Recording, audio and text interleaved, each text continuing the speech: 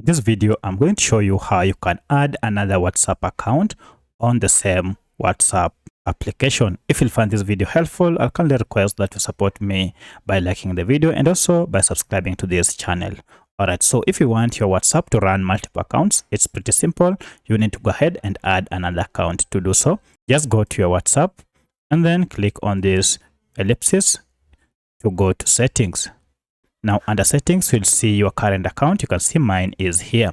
To add another account, just tap on this plus here, and from here you have an option to add another account.